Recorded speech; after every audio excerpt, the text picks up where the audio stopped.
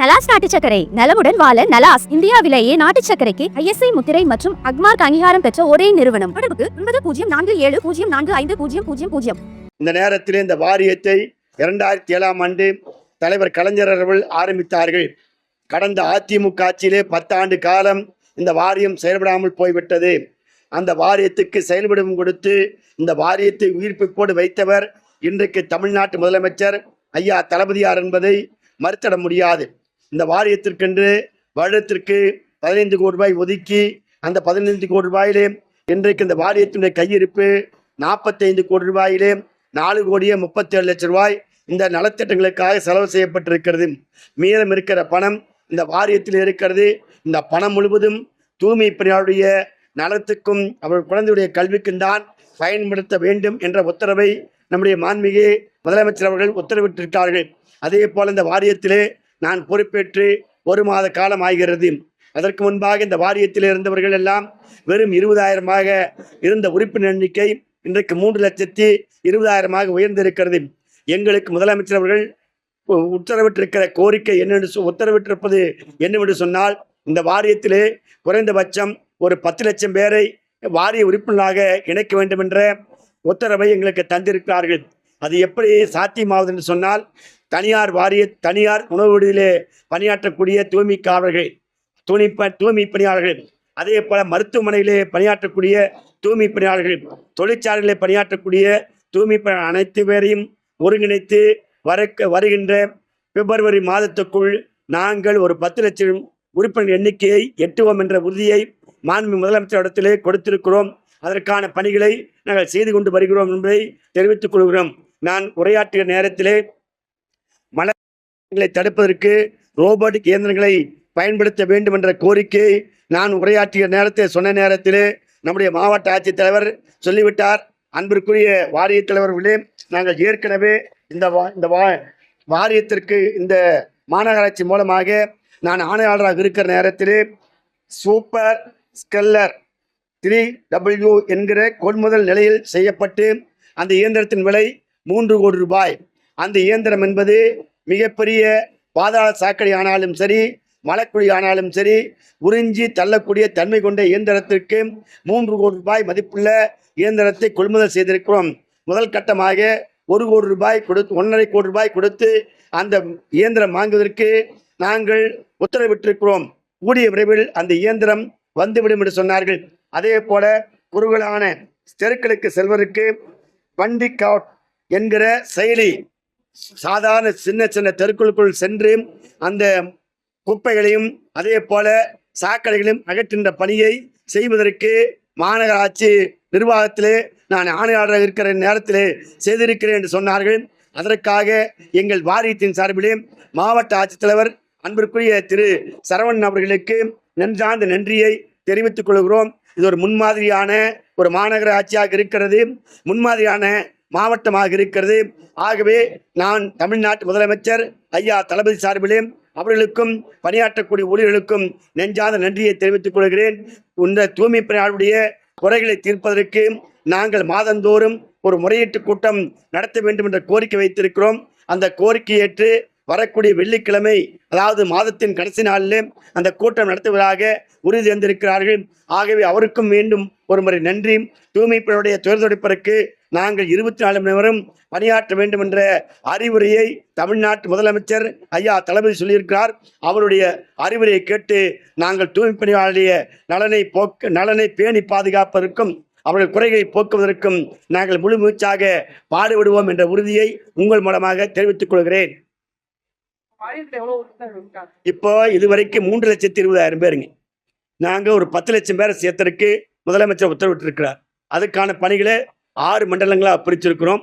6 மண்டலங்களில் இருக்கக்கூடிய எங்கள் வாரிய குழு உறுப்பினர்கள் அதற்கான பணிகளை இந்த மாதத்தில் துவங்குவார்கள்.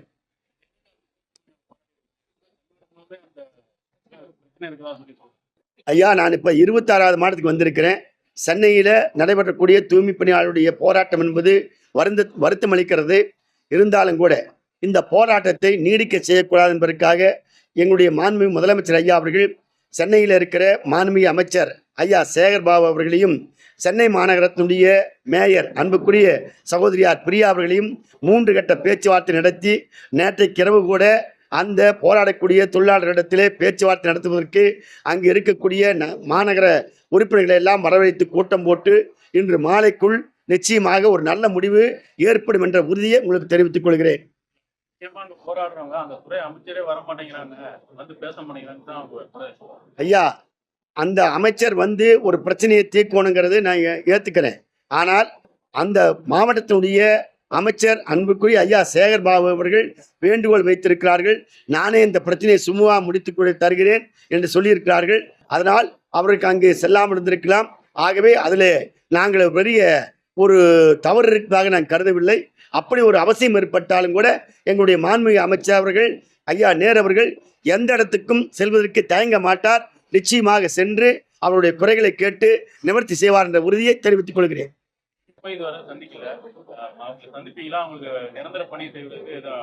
ஐயா, என்னுடைய வேலையை அவர்கள் சந்திப்பதுதான். நான் சந்தித்த செய்தியும் வலைதளங்களில் வரவில்லை, செய்தித்தாளிலும் வரவில்லை. நான் நிச்சயமாக அவர்களோடு பேசி உங்களுக்கு என்ன கோரிக்கை என்பதை கேட்டு வந்திருக்கிறேன். அந்த கோரிக்கையை ஏற்று மாண்பு முதலமைச்சரிடத்திலே நான் மனு கொடுக்கலாம் என்றிருக்கிறேன். அவருடைய தமிழ்நாடு முழுவதும் கேட்டது ஒரு சரியான கேள்வி. தமிழ்நாடு முழுவதும் தூய்மை காவலர்கள் சம்பள பிரச்சனைக்காக போராடி கொண்டிருக்கிறார்கள். நான் 26 மாவட்டங்களை ஆய்வு செய்ததிலே எனக்கு என் இடத்திலே வந்த கருத்து என்ன கருத்து என்று சொன்னால், அவர்கள் கேட்கிற கோரிக்கை அரசாணை 62 பியை பயன்படுத்துங்கள், இப்பொழுது நடைமுறையில் இருக்கிற 36 பயன்படுத்த வேண்டாம், 66(2) பியில் இருக்கக்கூடிய சம்பளம் கொடுத்தால் எங்களுக்கு நாளொன்றுக்கு 500 ரூபாயிலிருந்து 550 ரூபாய் கிடைக்கும். ஆகவே 62 பியை பயன்படுத்த வேண்டும் என்ற கோரிக்கை வைத்திருக்கிறார்கள். இன்னும் ஒரு 10 மாவட்டங்களிலே சுற்றுப்பயணத்தை முடித்துக்கொண்டு நாங்கள் 66 பியை அமுல்படுத்த வேண்டும் என்ற மாண்புமிகு முதலமைச்சர் ஐயா இடத்திலே கோரிக்கை வைத்து நாங்கள் அதை நிறைவேற்றுவதற்கு முயற்சி செய்வோம்.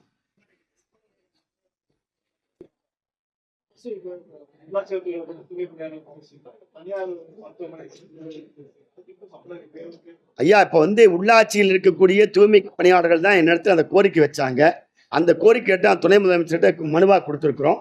ஒரு நாள் ஒன்றுக்கு 166 ரூபா பத்தாது, அது 250 ரூபாயா பண்ணணுங்கிற கோரிக்கை வச்சிருக்கிறோம். பரிசீலனை செய்து முதலமைச்சரோட கலந்து பேசி நடவடிக்கை எடுக்கிறதா சொல்லியிருக்காங்க. ஐயா, அதாவது ஒரு சட்டம்ங்கிறது எல்லாத்துக்கும் ஒன்று தானுங்க. ஆரிச்சாமிக்கு ஒரு சட்டம்னா எல்லாத்துக்கும் ஒரு சட்டம் தானுங்க. அதனால் நிச்சயமா அந்த சம்பளம் உயர்த்தும் பொழுது அவர்களுடைய கருத்தும் பரிசீலனைப்படும். அதையெல்லாம் குறித்து ஆய்வு செய்து தான் முதலமைச்சர் அவர்கள் ஒரு முடிவு பண்ணியிருக்காங்க. இந்த கண்டிப்பா அந்த போராட்டத்தை முடிவுக்கு வந்ததுக்குனால அது குறித்து மிக விளக்கமாக முடிவெடுத்து நல்ல முடிவை அறிவிப்பாருன்னு சொல்றேன்.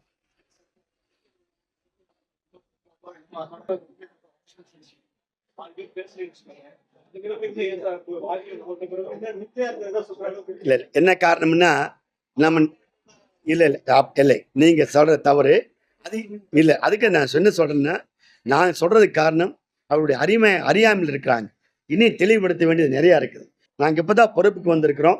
இந்த மாதிரி தொடர்ந்து ஒரு கூட்டங்கள் நடத்தும் போது அந்த ஒரு பயம் போய் நிச்சயமா அந்த மன தெளிவு வருங்கிறத நம்பிக்கையாக நான் சொல்கிறேன். ஆகவே முதல் கூட்டம் கொஞ்சம் அச்சத்தோடு தான் இருப்பாங்க. அடுத்தடுத்த கூட்டங்களில் நம்மையே தூக்கி சாப்பிட்ற மாதிரி நிறைய கேள்வி கேட்பாங்கங்கிற நம்பிக்கை எங்களுக்கு இருக்குது. சார், நாங்கள் இப்போ திருச்சி மாவட்ட ஆட்சித்தலைவர் எங்களுக்கு முன்மாதிரியாக இருந்து அந்த ஒரு பெரிய இயந்திரத்தை 3.5 கோடி ரூபாய்க்கு வாங்கியிருக்கிறாரு. அப்படி ரோபோட்டிக் இயந்திரம் தேவைப்பட்டோம் என்ற பட்சத்திலே அந்த விலை 60 லட்சம் ரூபாய். இந்த திருச்சி மாவட்டம் நம்முடைய மாண்புமிகு அமைச்சர் ஐயா நேர் இருக்கிறார்கள். அவரிடத்திலே கோரிக்கையாக வைத்து ஒரு 10 இயந்திரங்களையாவது இந்த மாவட்டத்துக்கு கொண்டு வருவதற்கு முயற்சி செய்வோம்.